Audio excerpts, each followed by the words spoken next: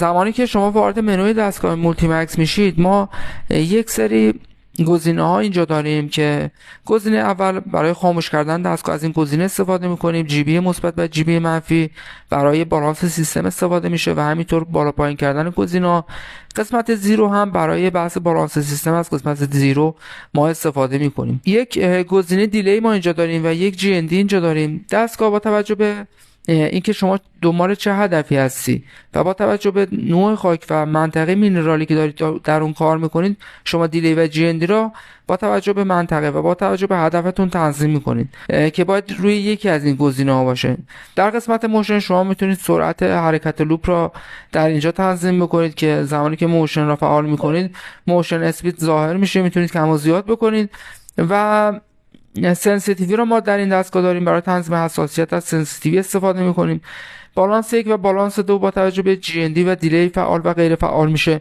قسمت فیلتر را داریم که در قسمت فیلتر شما میتونید اثر نویز های مخابراتی رو حذف بکنید و یک گزینه‌ای داره دستگاه مولتی مکس که تنظیم فرکانس هست که خب این بحث بودن فرکانس هست که این دستگاه را به اصطلاح پیشرفته کرده و دستگاه هر فرای گفتن داره. ببینید شما زمانی که وارد یک منطقه میشید، هر منطقه فرکانس خاص خودش رو داره و در اون منطقه یک سری فرکانس های غالب هستن. شما میتونید به صورت دستی یا به صورت اتوماتیک فرکانس به دستگاه بدید و زمانی که دستگاه در فرکانس اون منطقه تنظیم میشه، دستگاه به بهترین حالت ثبات خودش میرسه.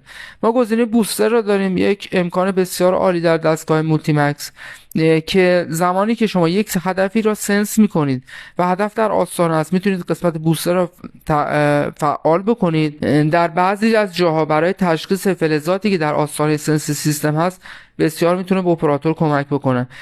قسمت آتو و آتو بالانس را داریم که برای فعال کردن اتوماتیک بالانس سیستم از قسمت اوتو و اوتو بالانس استفاده میکنیم. قسمت تنظیمات صدا را داریم و قسمت تنظیمات تون را داریم که به صورت سلیقه‌ای هست. و یک منوی دیگر داره دستگاه مولتی مکس، منوی ستینگ. در قسمت منوی ستینگ یک سری تنظیمات جانبی را ما میتونیم در قسمت منوی ستینگ انجام بدیم. و در حالت کلی خدمت شما عرض بکنم که تنظیمات مهمی دستگاه مولتی مکس یکی بالانس سیستم هست، نحوه بالانس دستگاه هست. یک مورد تنظیم انتخاب جی ان دی و دیلی مناسب هست. یک مورد سنسیتیوی هست که بسیار مهم است، فرکانس و فیلتر. اگر شما دستگاه را به صورت حرفه‌ای بالانس بکنید و تنظیمات درست را روی سیستم انجام بدید، شما میتونید اهداف را در عمق‌های خیلی خوب با دستگاه مولتی مکس شناسایی بکنید. ولی اگر تنظیمات درست انجام نشه و بالانس سیستم هم شما نتونید دستگاه رو خوب بالانس بکنید، عمقتون رو از دست میدید. ممکنه 25% 30% عمق کاوشتون رو از دست بدید. دوستانی که سیستم های برند جهانی رو میخوان میتونن از طریق شماره های شرکت پایدار مدن ثبت سفارش بکنن و این دستگاه را به ضمانت اصلی و اورجینال از نمایندگی شرکت پایدار مدن سراسر کشور تحویل بگیرن. موفق و پیروز باشید.